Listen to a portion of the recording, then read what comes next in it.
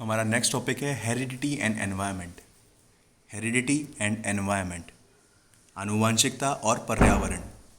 आनुवंशिकता और पर्यावरण, nature versus nurture. Nature versus nurture वाली जो कंट्रोवर्सी है, आज हम उसके बारे में पढ़ने जा रहे हैं।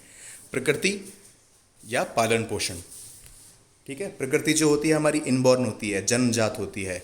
पालन पोषण जो होता है हमारा एक्वायर्ड होता है, अर्जित होता है।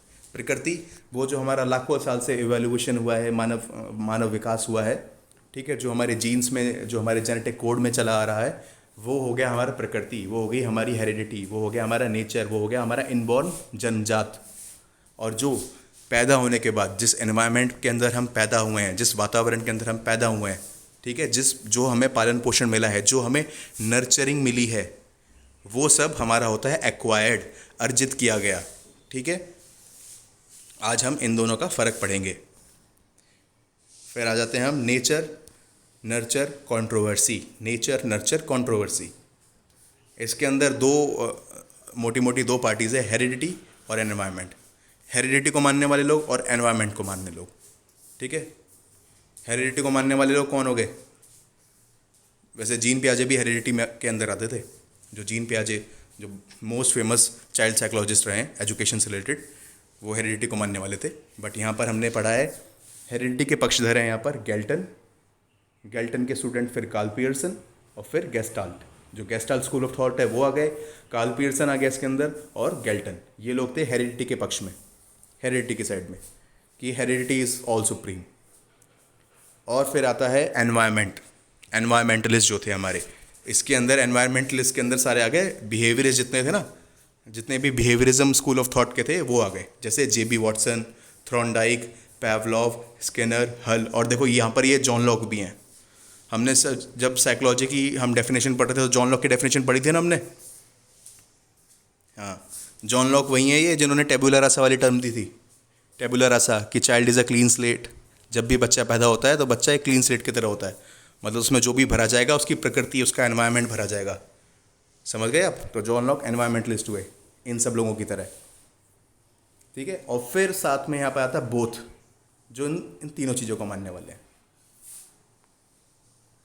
तो बोथ में आए सिर्फ वुडवर्थ, जो हेरिडिटी और एनवायरनमेंट दोनों का कॉम्बिनेशन को इंपॉर्टेंट मानते हैं, वो आए वुडवर्थ। वुडवर्थ ने कहा कि relationship of heredity and environment is multiplicative rather than additive. जो हेरिडिटी और एनवायरनमेंट के बीच में जो रिलेशनशिप है वो मल्टीप्लिकेटिव है रादर देन एडिटिव। मतलब जब हेरिडिटी और एनवायरनमेंट, जब आपकी आनुवंशिकता और आपका पालन पोषण, ठीक है, नेचर और नर्चर आपका जब हैंड इन हैंड कॉम्बिनेशन में चलता है ना, दोनों का एकदम परफेक्ट कॉम्बिनेशन बन जाता है, तो उसका जो आने वाला रिजल्ट होता है वो प्लस की बजाय मल्टीप्लिकेशन वाला होता है। मतलब जैसे 6 को आप 6 से मल्टीप्लाई करोगे तो आएगा 36, और 6 को 6 से आप ऐड करोगे तब आएगा 12। ठीक है, तो 36 में और 12 में कितना फ़र्क है? यही फ़र्क बताते हैं वुडवर्थ, कि जब हेरिडिटी और एनवायरनमेंट का कॉम्बिनेशन परफेक्ट बन जाता है, ठीक है, बच्चे की हेरिडिटी भी उसी हिसाब की है और उसका पालन पोषण भी उसी हिसाब से किया जा रहा है। कोई बच्चा पहलवान है, उसके माता पिता पहलवान थे, उसके शरीर में नेचुरली ताकत है, उसके साथ साथ हम उसको एनवायरनमेंट भी ऐसा देते हैं उसके जन्म से, जहाँ पर उसको खाना पीना अच्छा दिया जा रहा है, व्यायाम करने की, एक्सरसाइज करने की पूरी जगह दी जा रही है, और बचपन से ही एक छोटी जल्दी ही उसकी शुरुआत भी करा देते हैं हम उसको रेसलिंग सिखाने में, पहलवानी सिखाने में। तो उसके जीन्स तो थे ही माता पिता वाले, पहलवानी वाले, प्लस उसको नर्चरिंग भी वैसी मिल गई। तो अब वो अपने माता पिता से बड़ा या उनसे अच्छा पहलवान बनेगा। क्या हो गया यहाँ पर? हेरिडिटी और एनवायरनमेंट का कॉम्बिनेशन परफेक्ट हो गया एकदम, तो जो उससे आने वाला रिजल्ट था वो मल्टीप्लिकेटिव हो गया। समझ गए आप? Relationship of heredity environment is multiplicative rather than additive. ये बहुत इंपॉर्टेंट वन लाइनर है जो पूछा जाता है कि इस डेफिनेशन को देने वाले कौन थे।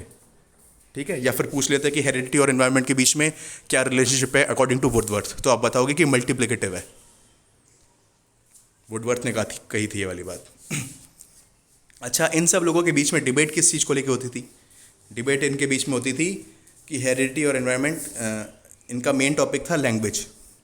हेरिडिटी वाले लोग कहते थे कि बच्चा जो है लैंग्वेज उसको सिखाने की ज़रूरत नहीं है, वो अपने उसको ऐसे ही छोड़ दो, कुछ सिखाने की ज़रूरत नहीं है उसको, वो जन्म से ऐसी क्षमताएं लेके पैदा होता है कि वो धीरे धीरे जब टाइम आएगा अपने आप सीख जाएगा चीज़ों को। और ये जो एनवायरमेंटलिस्ट थे कहते थे नहीं ऐसा नहीं होगा, हमको उसको सिखाना पड़ेगा, ऐसा एनवायरनमेंट देना पड़ेगा तब जाके वो सीखेगा। ठीक है, और यहाँ पे वुडवर्थ का तो आपको ओपिनियन पता चली गया है।